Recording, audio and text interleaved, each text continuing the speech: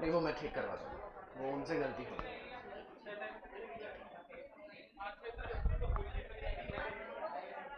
हाँ बोलिए। नहीं बेटा, सिर्फ प्रैक्टिकल क्वेश्चन, कंसाइनमेंट नहीं आएगा, डोंट वरी, मैं बोल दूंगा, मैं कंसाइनमेंट नहीं आएगा।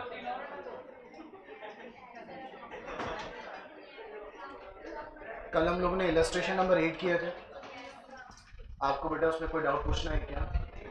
आगे अभी घर जाके रिवीजन किया उसका, इजी लगा होगा।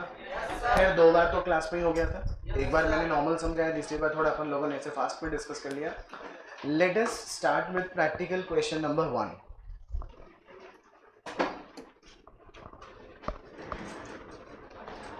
हाँ बोले।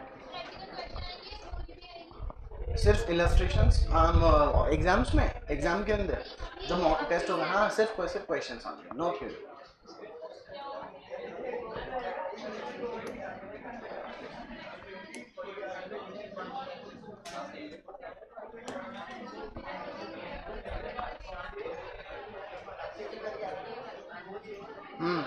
बातें बंद एकदम, प्रैक्टिकल क्वेश्चन नंबर 1 पढ़िए।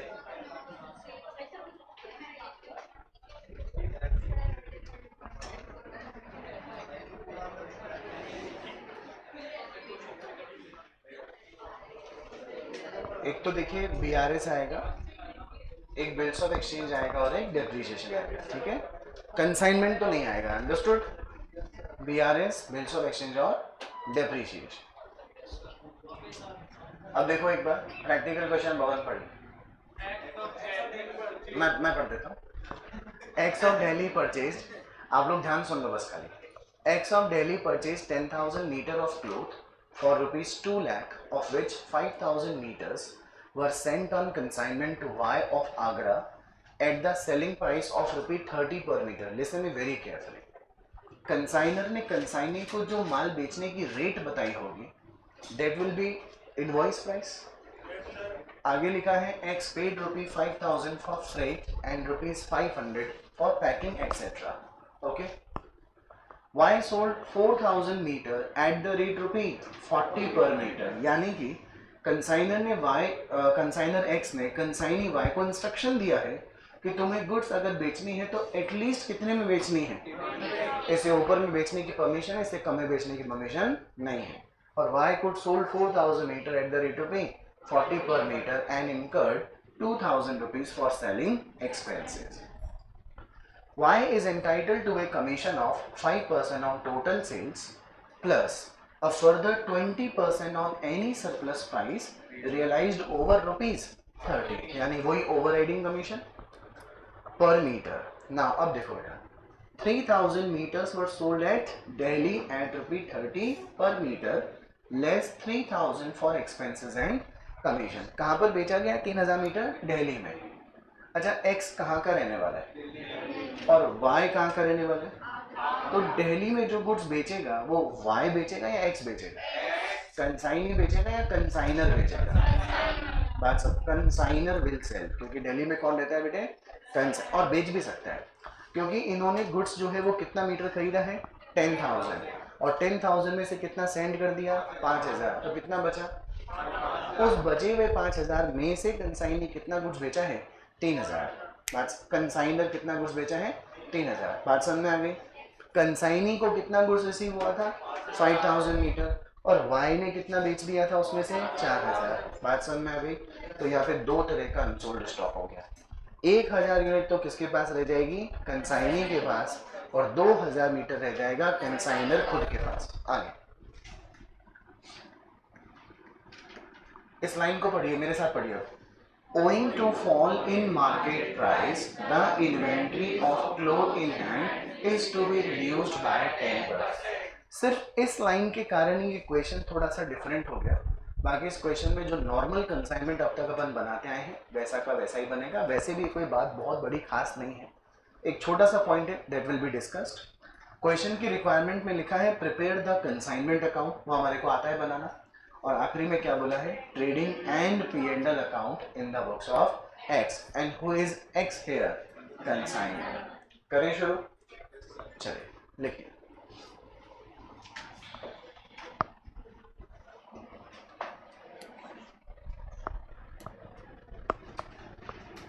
Practical question number 1.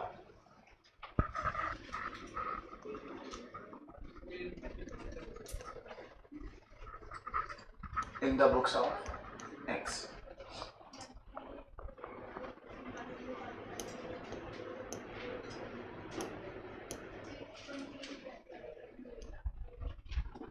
Consignment account.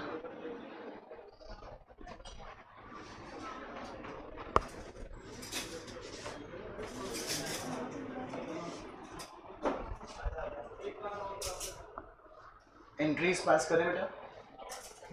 Entry बोलिए गुड्स एंड ऑन कंसाइनमेंट की.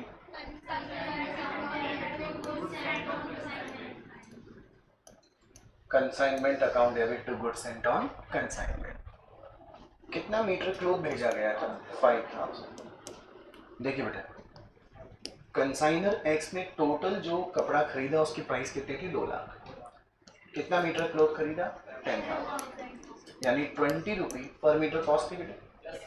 आपने क्वेश्चन में पढ़ा कि कंसाइनर ने कंसाइनी को माल बेचने के लिए एक रेट दी है, वो है 30 रुपीज पर मीटर. यानी 20 तो है कॉस्ट और जिस रेट पर कंसाइनी को बिकवाना है माल वो है 30. यानी 30 रुपये इनवॉइस प्राइस हो गई. क्वेश्चन में कहीं बोला है क्या कि रिकॉर्डिंग आपको इनवॉइस पे करनी है या कॉस्ट पे करनी है? ऑलवेज रिमेंबर, कुछ भी गिवन नहीं हो और इनवॉइस प्राइस गिवन हो तो रिकॉर्डिंग किस पे करनी है? Invoice price. 5000 मल्टीप्लाई बाय 30 आ गया 1,50,000. लेकिन 10 रुपए की बेटा लोडिंग प्राइस हो गई ना, क्या लिख देंगे? रिवर्स एंट्री कर देंगे.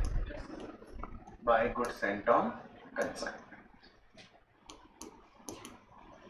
5000 मल्टीप्लाई बाय 10 कितना रुपीस हो गया? 50,000. ऑल क्लियर बेटे? डेबिट में देख लीजिए वही 1 लाख रुपए रह जाएगा. अब कंसाइनर एक्स ने गुड्स को भेजने पर भी कुछ एक्सपेंस किए. देखो कितना किया? 5,000 तो एक और एक 500 रुपए एक, यानी 5,500 रुपीज. क्या कोई भी नुकसान एबनॉर्मल लॉस इस क्वेश्चन में होता दिखाई दे रहा है? No sir. कंसाइनी ने कोई नॉन रिकरिंग एक्सपेंस किया है? नो. लेकिन कंसाइनी ने कुछ एक्सपेंस किए हैं, सेलिंग एक्सपेंसेस. एंट्री बोलिए क्या होगी? Consignment account debit to consignee. Consignee का नाम क्या है? वाई. कौन से एक्सपेंसेस हैं? Selling expenses. कितने रुपीस के? 2,000. और साथ ही हम उसे क्या पे करेंगे? कमीशन. और कमीशन की हमें क्या करनी पड़ेगी? कैलकुलेशन. कंसाइनी वाई ने कुछ गुड्स बेच दिए. 4,000 मीटर क्लोथ बेचा है. 4,000 गुड्स बेचने की एंट्री बोलेंगे consignee account debit to consignee by Y. Bracket में क्या लिखेंगे? Sales. 4,000 metre at the rate रुपये 40. 1,60,000. अब क्या कैलकुलेट कर लें? कमीशन. देखिए वर्किंग नोट नंबर 1.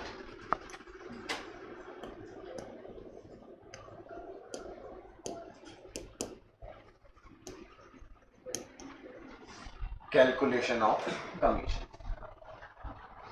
बेटा इसमें अपने को सबसे पहले कौन सा कमीशन देना है? Ordinary commission. कितना परसेंट है? देखो ordinary commission is 5% on sales या टोटल सेल्स. अब टोटल सेल्स देखिए क्वेश्चन में 1,60,000 की है क्या बेटा? 1,60,000 का कितना परसेंट? 5%. ये तो कौन सा कमीशन है? Ordinary. And overriding commission is कितना बेटा? 20%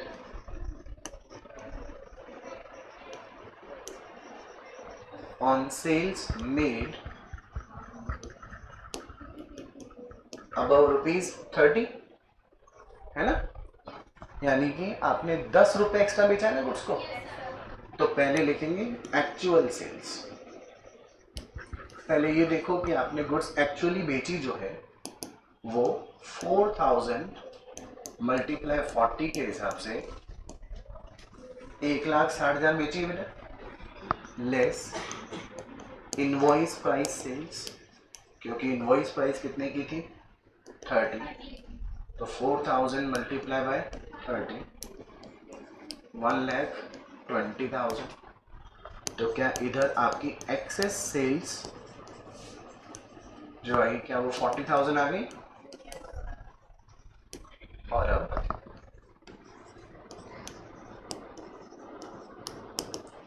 ओवर राइडिंग कमीशन इज कितना percent? 20%। Correct.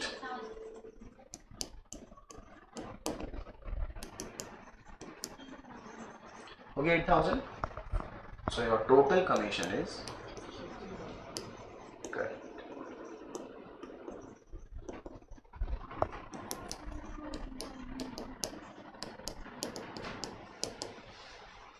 8,000 plus 8,000 is equals to 16,000। बेटा आपको बैच अलॉट किया है GCF 12 नंबर, GCF 12 फाउंडेशन। आपका एग्जाम अभी नवंबर में लगेगा। ठीक,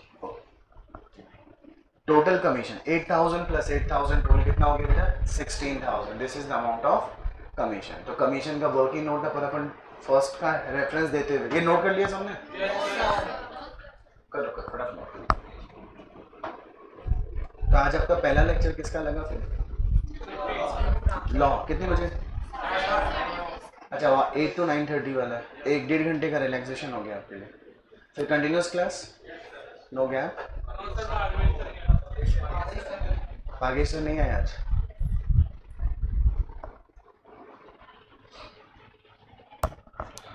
फटाफट नोट कर लो।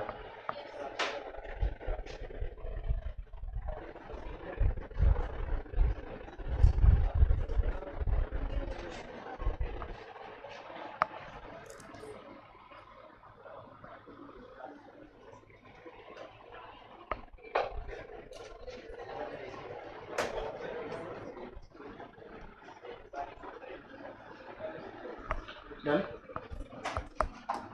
16,000 रुपी इज टोटल कमीशन। 16 प्लस 2 कितना हो गया बेटा? 80। अब लास्ट अकाउंटिंग किस चीज की होगी? Unsold stock account debit to consign. इसका क्या बनेगा? Working note number 2।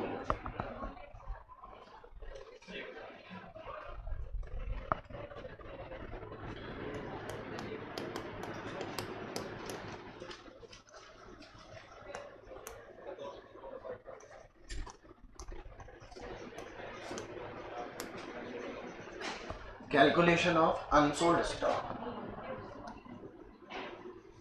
अपन ने कितना मीटर क्लॉथ भेजा था बेटा? उसमें से सोल्ड कितना हो गया? और ये अनसोल्ड कितना है?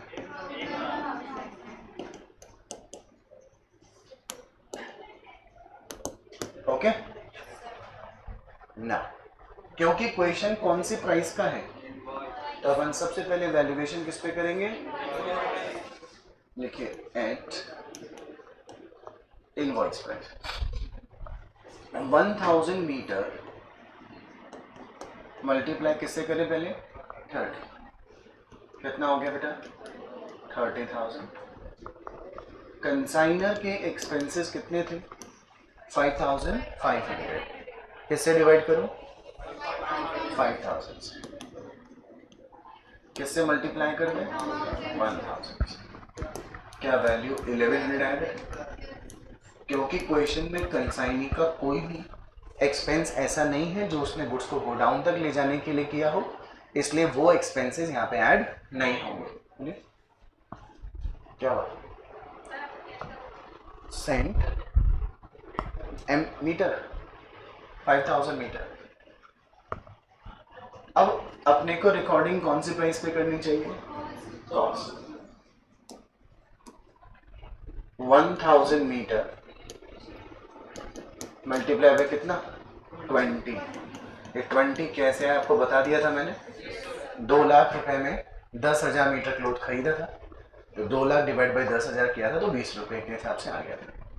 नाउ कंसाइनर के वही expenses 5,500 divide by 5,000 multiply by 1,000, value कितनी आ गई, वैल्यू हो गई बेटा 21,000। यहाँ तक नोट कर लीजिए, फिर आपको बाद में नोट नहीं करना है, सिर्फ समझना है।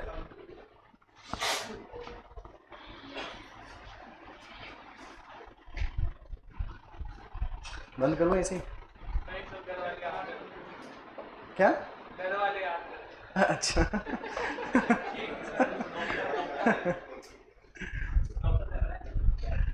घर वाले श्योर अपना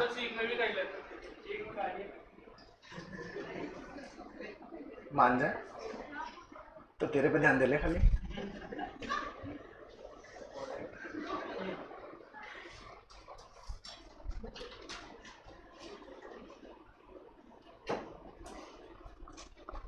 लिया नोट।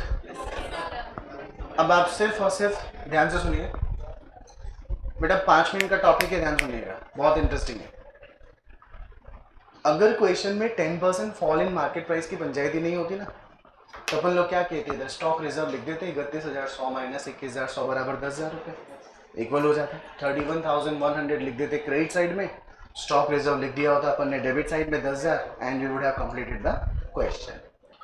और उस लाइन को दोबारा पढ़िए, 10% fall in market price of stock in hand लिखा हुआ है क्या बेटा, यानी स्टॉक की लास्ट लाइन एकदम में लिखा है ना, owing to fall in market price, inventory का वैल्यूएशन 10% रिड्यूस करके करना है क्या। Do not write in the copy जब तक मैं नहीं कहूं, सुनिएगा ध्यान से। 10% मैं या तो इनवॉइस प्राइस का लेस करूंगा, या इसमें से 10% किसका लेस करूंगा, कॉस्ट प्राइस का। मेरे पास दोनों ऑप्शन है। अगर मैं 10% किसका लेस करूंगा, 31,100 का, यानी कि मैं 31,100 में दो चीजों का 10% लेस कर रहा हूं, एक कॉस्ट का भी और एक लोडिंग प्राइस का भी। बोले जरा किसका, कॉस्ट का भी और लोडिंग प्राइस। अच्छा, loading price is the difference of IP minus cost, और कैन बी से कि loading price plus cost price is your invoice price. दोबारा बोलते हैं, cost price plus loading price is your invoice price. ये जो 31,100 है, ये दो चीजों से मिलकर बनी। 10,000 रुपए की तो लोडिंग प्राइस, देखो 30,000 और 20,000 में अंतर 10,000 का है ना बेटा, तो 10,000 की तो कौन सी प्राइस है, लोडिंग प्राइस, और बाकी की 21,100 रुपए क्या है, cost price. Am I right? It means if I deduct 10% of 31,100, इसका मतलब मैं कॉस्ट का भी 10% लेस कर रहा हूं और लोडिंग का भी 10% लेस कर रहा हूं। Is it clear? लेस 10%, आपको नहीं लिखना है, ध्यान रखिएगा। लेस 10% कितना हुआ बेटा, 31,100 का 10% 3,110। अब एसेट का वैल्यू बोलिए, इट इज 27,990 हो गया क्या, चेक कर कितने आ गया, ठीक है। और अगर मैं इसका 10% लेस करूं तो बोलिए 2,110 लेस होगा, तो स्टॉक का वैल्यू कितना रह गया, 18,990। समझे मैंने क्या किया, मैंने इधर इसका 10% लेस कर दिया, इसका इधर 10% लेस कर दिया। अब दोनों में स्टॉक रिजर्व देखिए कितने का रह गया, 9,000 रह गया ना 9,000। अभी स्टॉक रिजर्व कितने का रहा है, 9,000। लेकिन जब वैल्यू रिड्यूस नहीं कर रहे थे तो स्टॉक रिजर्व कितने का था, 10,000। स्टॉक रिजर्व भी कितने से कम हो गया, 1,000, यानी 10%। Stock reserve means loading price in unsold stock. Repeat this line,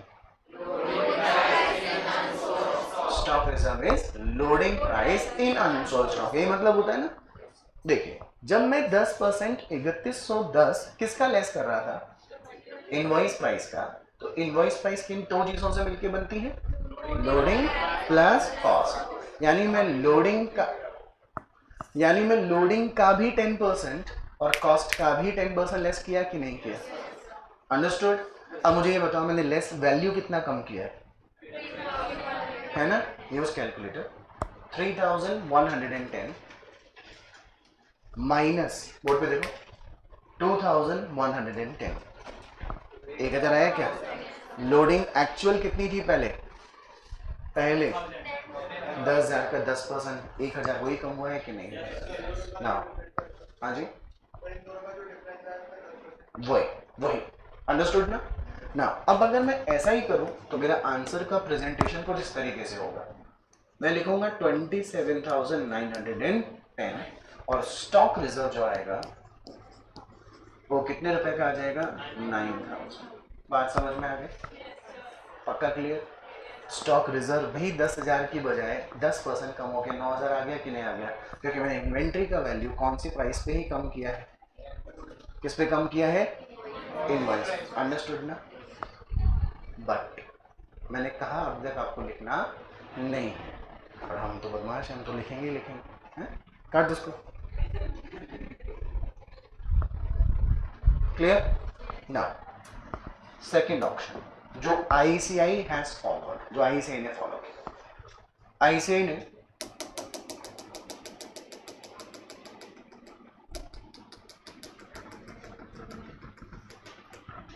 %10 जो लेस किया है वो किसका ही लेस किया है?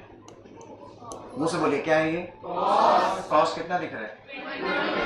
इसका 10% बोलिए 21। तो असेट का वैल्यू कितना? 28,990। अभी आपको पहले कितना दिख रहा था? 27,990। 1000 का फर्क आ गया ना?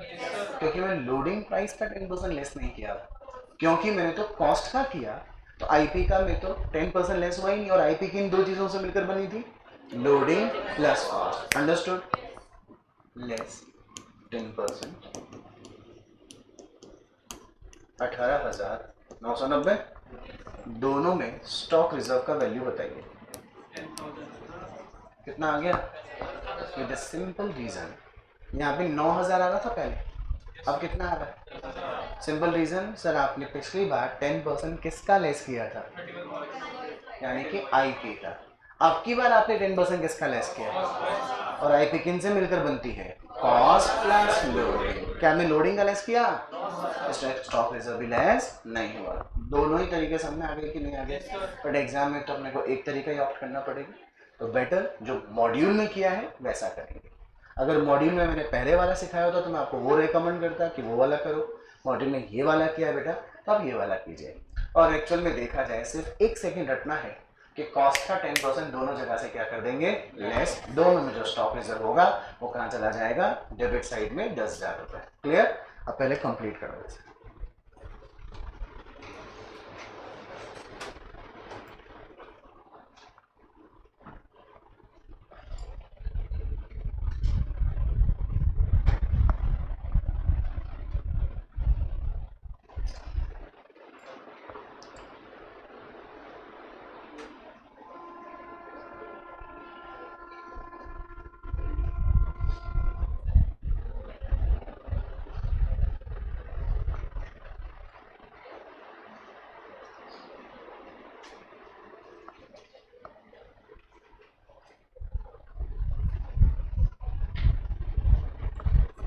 देखिए पहले भी दोनों में स्टॉक रिजर्व कितने का आ रहा था, अभी भी कितना आ रहा है? भले ही वैल्यू 10% कम कर दी, क्यों डिफरेंस नहीं हुआ? क्योंकि 10% आपने कॉस्ट का लेस किया। आप किसका लेस किए होते अगर आईपी का, तो स्टॉक रिजर्व भी चेंज हो गया होता। तो जैसा कहा है बेटे वैसा करना पड़ेगा, इसलिए मैंने दोनों तरीके बताए।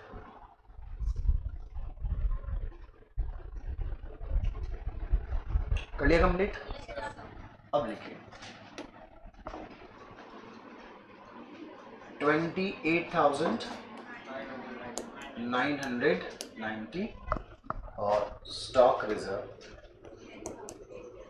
अभ्युदय। आगे ध्यान रखना,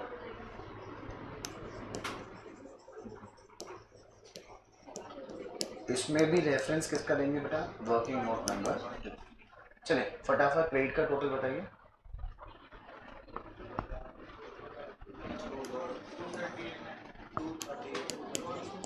238 990, इसमें से डेबिट का वैल्यू लेस कर दो।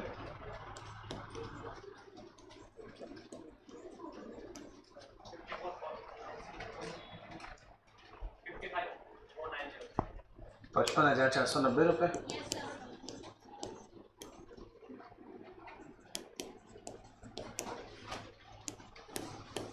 This is your consignment account. क्या कहा था मैंने, सिर्फ वो 10% वाली बात को छोड़ दें तो बाकी सेम क्वेश्चन अपन ने पहले किए हुए हैं।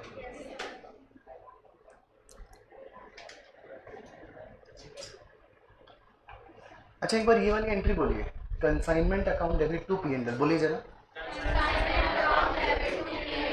अब जब आपने एंट्री बोली कंसाइनमेंट टू पी&एल तो लेजर पोस्टिंग में कंसाइनमेंट तो डेबिट हो गया। अब इस क्वेश्चन में देखो आपको ट्रेडिंग और पी&एल बनाने को बोला हुआ है, तो ध्यान रखना है बेटा, जब हम लोग ट्रेडिंग पी&एल बनाएंगे तो पी&एल के क्रेडिट साइड में क्या लिखा होगा, बाय कंसाइनमेंट। ओके, लिखो, बनाओ ट्रेडिंग अकाउंट।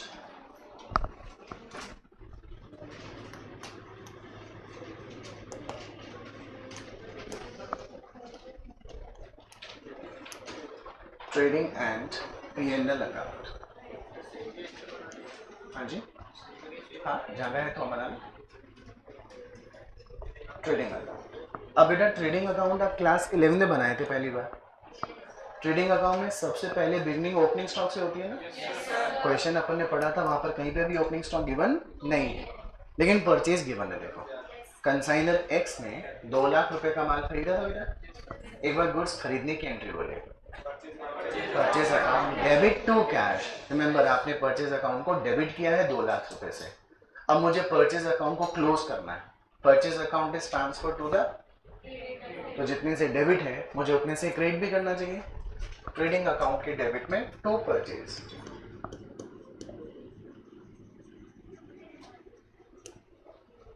कितना रुपीज, 2 लाख। अब यहां तक लिख लो, फिर मत लिखना, फिर सुनना वापस से। आपको मैंने एंट्रीज लिखवाई पूरी की पूरी। लास्ट एंट्री मैंने लिखवाया था कि goods sent on consignment account is closed by transferring it to the trading account. Entry देखो क्या लिख रखी है, goods sent on consignment account debit to trading account, है ना। अब उस एंट्री का जो लेजर पोस्टिंग है वो तो इधर हो जाएगा। आपने goods sent on consignment to trading बोला तो इधर हम लोग क्या लिख देंगे, by goods sent on consignment.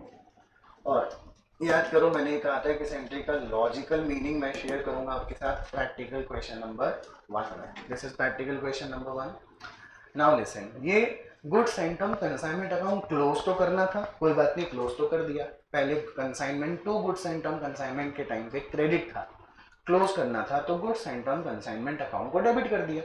Why we have credited this account? Why we have created the trading account? कुछ ना कुछ लॉजिक होगा ना।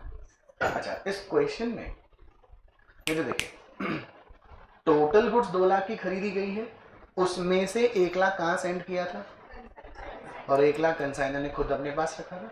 या ऐसा तो नहीं है कहीं 2 लाख अलग खरीदी, 1 लाख अलग खरीदी, 1 लाख को वहां भेजा, 2 लाख अलग रखा, ऐसा तो नहीं है ना।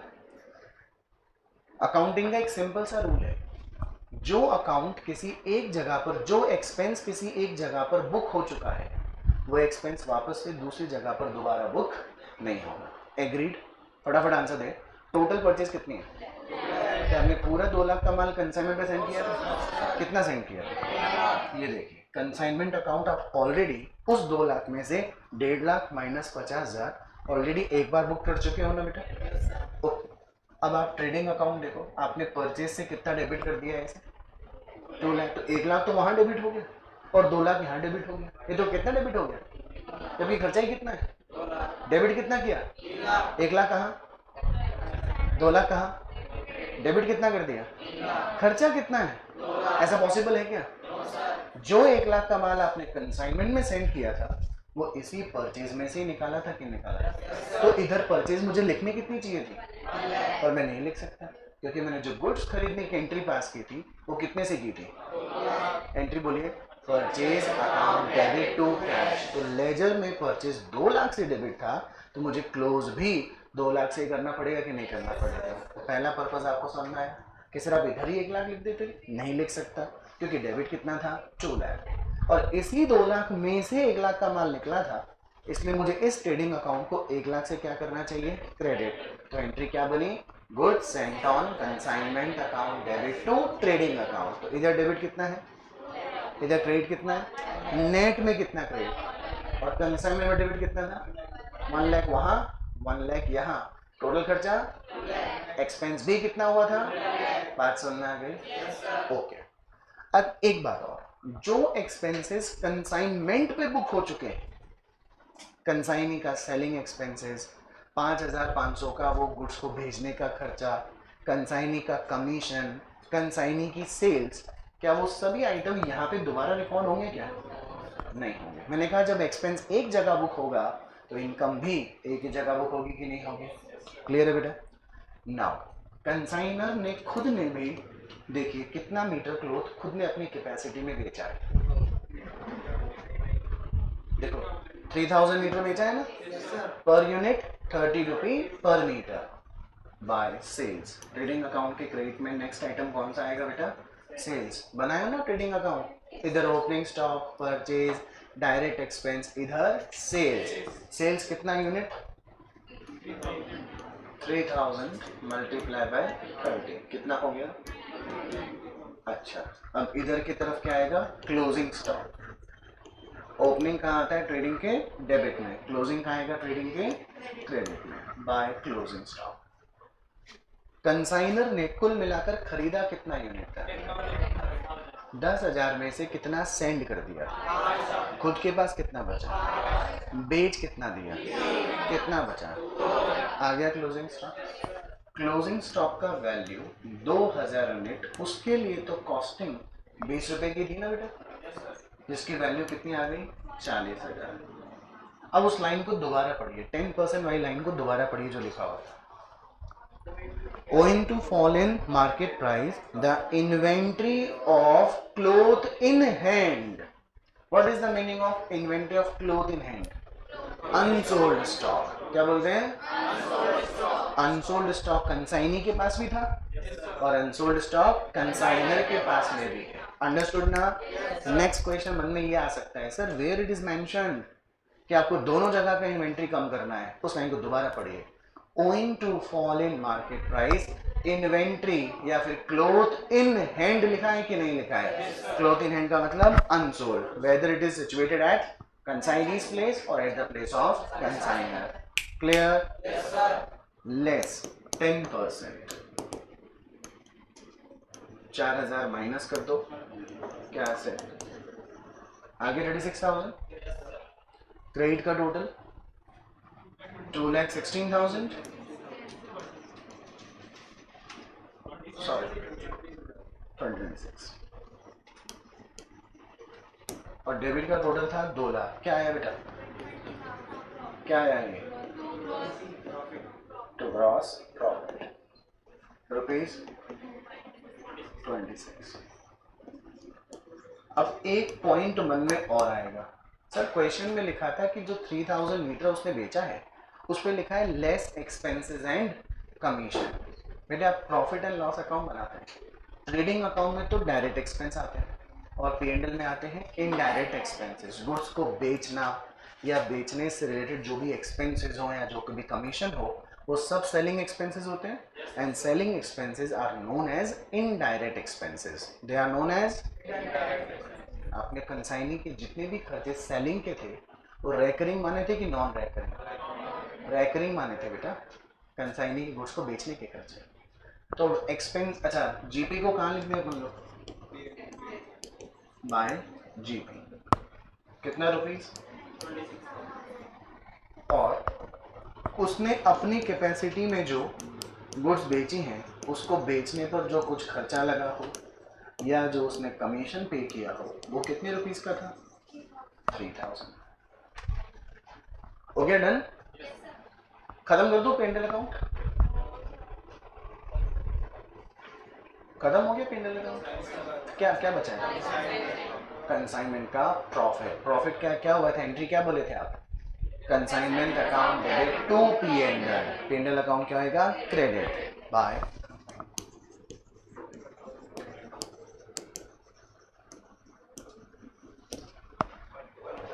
55,490 था क्या? Now total of credit side minus total of debit side कितना?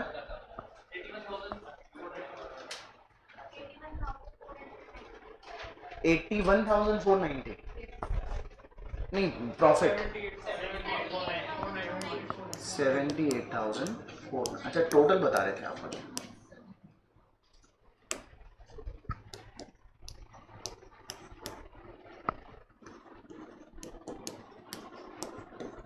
Understood? This is your trading account and P&L account.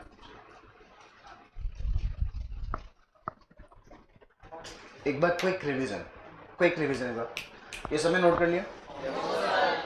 करो फिर।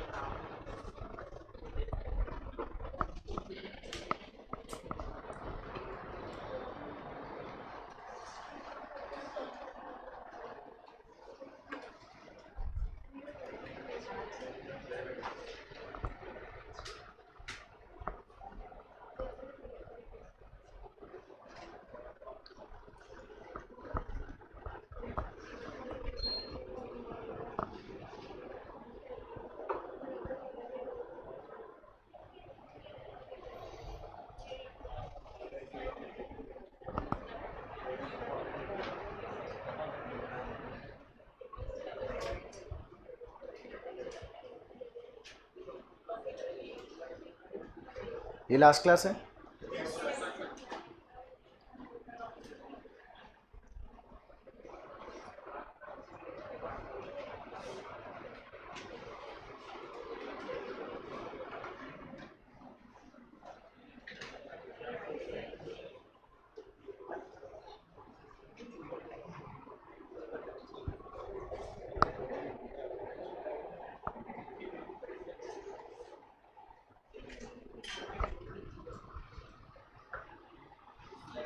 देखिए मुझसे क्वेश्चन पूछा है कि सर ट्रेडिंग और P&L हम इनवॉइस पे रिकॉर्ड करेंगे या कॉस्ट पे?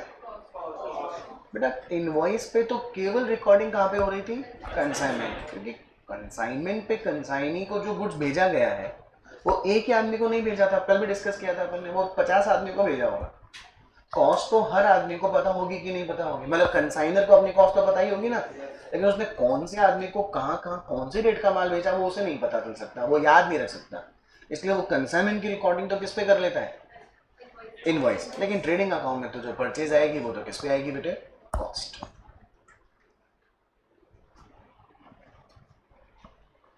बना लिया ट्रेडिंग एंड P&L? अरे यार तुम मेरे साथ क्यों नहीं बनाते? अच्छा कब बोला था मैंने? नहीं किस समय बोला था? ट्रेडिंग अकाउंट में? और वो गुड सेंट ऑफ कंसाइनमेंट के लिए बोला था, और तुम लोग वहीं पॉज हो गए थे हैं? मैं रिज्यूम का बटन दबाना भूल गया था क्या? सो ओबीडियंट। कुछ सीख, थोड़ा सा सीख ले।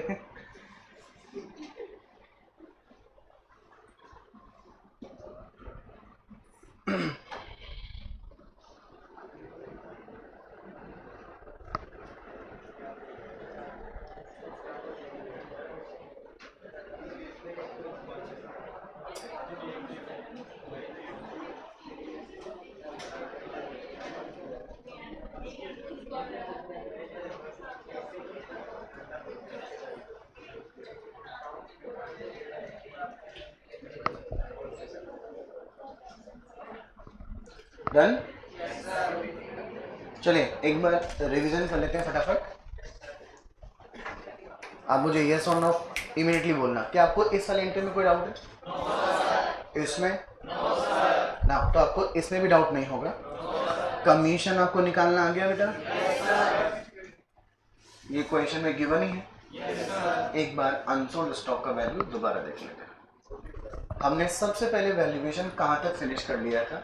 एट इनवॉइस प्राइस और एट कॉस्ट प्राइस। अगर 10% का वैल्यू कम करने का नाटक नहीं होता तो अपन बाय अनसोल्ड स्टॉक पहले 31,100 पे लिखे होते और उन दोनों का जो डिफरेंस है 10,000 वो स्टॉक रिजर्व से एडजस्ट कर दिए होते। क्वेश्चन में बोला था कि अपने को इन्वेंट्री का वैल्यू जो है वो कितने परसेंट से कम करना है, 10% से। अब 10% से कम किस पे करना है बोला नहीं है, तो हम हमारी मर्जी से किसी का भी 10% कम कर सकते हैं। अगर हम 10% किसका कम करेंगे सबसे पहले, तो फिर अपने को स्टॉक रिजर्व भी क्या करना होगा, 10% से कम करना पड़ेगा, बिकॉज इनवॉइस प्राइस दो चीज़ों से मिलकर बनी है, cost price plus loading price. यानी अगर आप 31,100 का 10% लेस कर रहे हो, तो इसमें 10,000 का जो लोडिंग है वो भी 10% से कम हो रहा है, और 21,100 का जो कॉस्ट है वो भी 10% से कम हो रहा है। लेकिन दूसरा तरीका क्या है, आप इनवॉइस प्राइस जितनी है उसे वैसे ही रहने दो, और उसमें से केवल 10% किसका लेस कर दो, कॉस्ट का, तो स्टॉक रिजर्व कम करने का लफड़ा खत्म हो जाएगा। दोनों ही सही है बेटे, मॉड्यूल में कॉस्ट वाला किया है, so will also prefer module. Less 10% of cost, 31,100 minus 2,110, inventory का वैल्यू 28,990, स्टॉक का वैल्यू तो अगर मान लो इनवॉइस प्राइस वाला क्वेश्चन नहीं होता तो भी आप 10% लेस किए होते कि नहीं किए होते, तो इन्वेंट्री कितनी की आती, 18,990 की, और इनवॉइस पे किया है तो कितनी आई है, 28,990। दोनों में डिफरेंस कितना है, पहले भी कितना ही था, अब अभी भी कितना है, क्योंकि यहाँ पर अपन ने 10% कॉस्ट का ही लेस किया है। बात समझ में आ गई आपको? इधर अनसोल्ड स्टॉक 28,990, इधर की तरह ये 10,000 है, और आपका प्रॉफिट आ गया 55,490। फिर हमने बाद में क्या बनाया बेटा, ट्रेडिंग अकाउंट। ये ट्रेडिंग एंड P&L किसकी बुक में बन रहा है, कंसाइनर एक्स की बुक में। सबसे पहले ट्रेडिंग में बिगनिंग किससे होती है, ओपनिंग स्टॉक से। क्वेश्चन में कहीं गिवन है ओपनिंग स्टॉक, क्योंकि हमने परचेज डेबिट कितने से कर रखा था, 2 लाख। परचेज डेबिट कितने से कर रखा था, 2 लाख, तो फिर ट्रेडिंग अकाउंट में कैंसिल भी 2 लाख से ही करना पड़ा, trading account debit to purchase. लेकिन 2 लाख का माल अलग खरीदा था, 1 लाख का माल अलग खरीदा, ऐसा था क्या? जो 1 लाख का माल अपन ने कंसाइनमेंट पे सेंड किया है वो इसी 2 लाख में से ही सेंड किया है ना, तो खर्चा 1 लाख रुपए का ऑलरेडी कहाँ बुक हो गया था, तो वापस से वो एक्सपेंस कहीं और दोबारा बुक नहीं हो सकता। बात समझ में आ गई? इसीलिए अपन ने जो 2 लाख डेबिट किया उसमें से 1 लाख रुपए कंसाइनमेंट वो जब भेजी गुड्स थी उसको अपन ने हटा दिया, तो 2 lakh debit 1 lakh credit. Trading में कितना रह गया, 1 लाख कहाँ जा चुका था, 1 लाख कहाँ आ गया? बात समझ में आ गई? कंसाइनर ने खुद ने कितना यूनिट बेचा है बेटा, 3000, कितने के हिसाब से, कितना वैल्यू हो गया, ओके। अब 5000 मीटर में से खुद ने 3000 मीटर कपड़ा बेच दिया, तो कितना बचा? इन्वेंट्री की वैल्यू ट्रेडिंग अकाउंट में तो कॉस्ट पे रिकॉर्ड करनी पड़ेगी, बिकॉज ट्रेडिंग अकाउंट तो पर्सनल अकाउंट है ना, उसका अपनी बुक्स में बनाया गया। कंसाइनिंग का अकाउंट कंसाइनर का अकाउंट नहीं है। 2000 मल्टीप्लाई 20 बराबर 40,000। 10% fall in market price of cloth in hand लिखा हुआ है। क्लोथ इन हैंड मतलब अनसोल्ड स्टॉक, अनसोल्ड कंसाइनी के पास भी था, अनसोल्ड कंसाइनर के पास में भी है। इसका कितना परसेंट, 10%, कितना आ गया, 36,000। All clear? आपके पास जीपी आ गया बेटा 26,000। इसकी एंट्री मैंने आपको वही समझा दी थी, consignment account debit to P&L। तो बाय कंसाइनमेंट आपका ये जो एक्सपेंस था 3000 भूलकर भी इसे आप कहाँ नहीं लिखेंगे, ट्रेडिंग में, क्योंकि ये एक्सपेंसेस कौन से होते हैं, सेलिंग। कौन से एक्सपेंस होते हैं, माल को बेचना और माल पर कमीशन देना होते हैं selling expenses, which is also called indirect expenses. और 11 में पढ़े थे अपन लोग कि डायरेक्ट एक्सपेंस जाते हैं ट्रेडिंग में, इनडायरेक्ट जाते हैं P&L में। Am I clear? पांचवी बार की अभी थिंक कैसे समझ में आ गया? हाँ, टेस्ट में BRS, bills of exchange, depreciation, ठीक है। अरे बोला जब नहीं आएंगे तो नहीं आएंगे।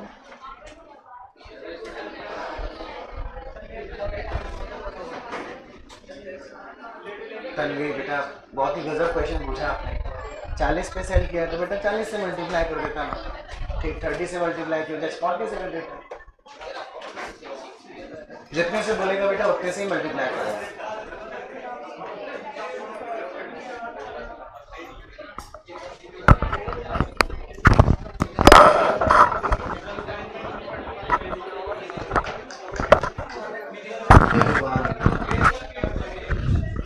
BRS, bills of exchange, depreciation, तीन आएंगे. 3 chapters will be there: BRS, bills of exchange, depreciation.